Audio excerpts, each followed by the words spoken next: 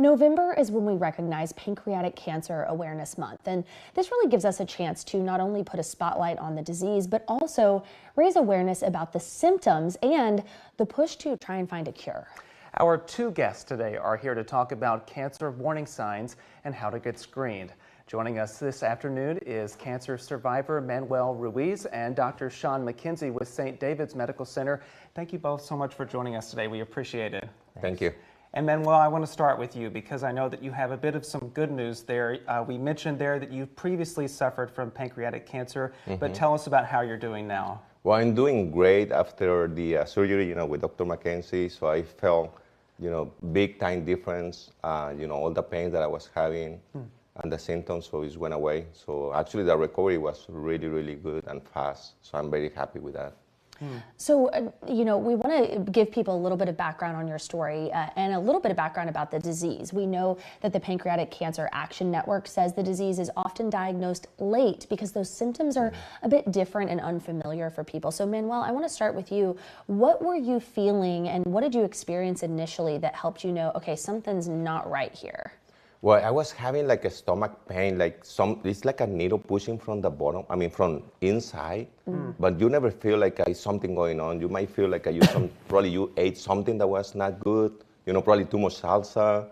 And, and the problem is, those symptoms goes away and never come back probably like 1 month or 3 months. And, actually my wife was saying, you gotta go to the doctor, you gotta go to the doctor. I finally listened to her and I went to the doctor. And that's how everything started, and they found the cancer. A good reminder to listen to the people in your life who love you the most. A quick follow-up there, Dr. McKenzie, what are some other symptoms that people might experience that may be unfamiliar to them that could be a sign of this cancer? Yeah, I think they're all vague, which is the challenge, right? Weight loss that's unexplained is always something that you watch out for. Getting full quickly, be able to eat normally. Elderly patients who develop diabetes who have never been told previously that there was a concern or risk of diabetes, that sometimes is how the patients present. And then the most obvious one is patients will sometimes develop yellow eyes and skin or jaundice, and that can be a sign that this cancer is present. Yeah, I'm glad we're having this chance to be able to talk to people about some of those signs to watch out for sure. But Manuel, the surgery that you got in June just last year was performed by Dr. McKenzie, which is amazing to have both of you sitting here right now Thank you. to bring us this conversation. So.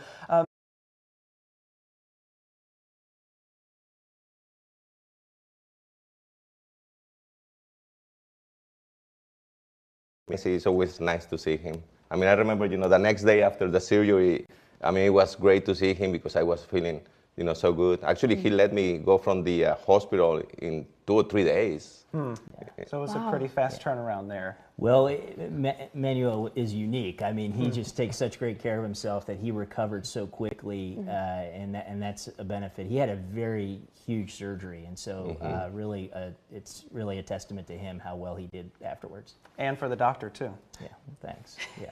And so, we did hear that it's very rare to only have one surgery to be able to accomplish what you all did. Talk to us about the procedure itself. Well, again, his procedure was unique in that when I met him, his cancer had already spread to his liver. And oftentimes we don't have the option to address patients when that happens. But again, he was a unique situation. And so he had both his pancreas tumor removed and his liver tumors removed at the same time. And typically those surgeries are big enough separately. But in some patients who are in great shape and the tumors are located in certain positions, you can do it. Yeah. Really incredible just to hear your story, but also the medicine behind it. We know your story. You want to talk about the difference it made to be able to warn people in their circles who may be experiencing some of these vague symptoms. So talk about the advocacy that your story has been able to provide you a platform and you as well, and kind of this partnership between you. Like we said, seeing you two sitting here together is such a message to our viewers about being in partnership with your medical professionals. Oh, no, definitely.